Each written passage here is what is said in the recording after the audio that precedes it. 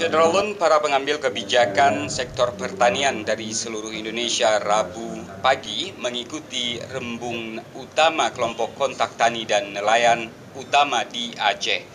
Kegiatan yang berlangsung di Anjung Monmata, Banda Aceh ini dibuka Sekda Aceh.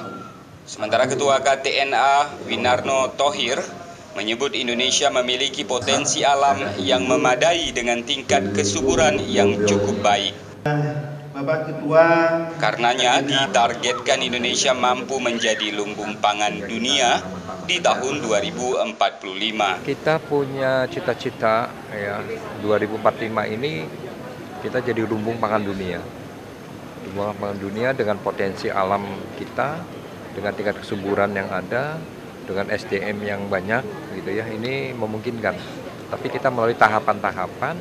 Tahapan-tahapannya yang pertama pulau-pulau ya mulai dari Kepri gitu ya, Babel ya, dan juga pulau-pulau lain itu agar mereka sudah mulai swasembada.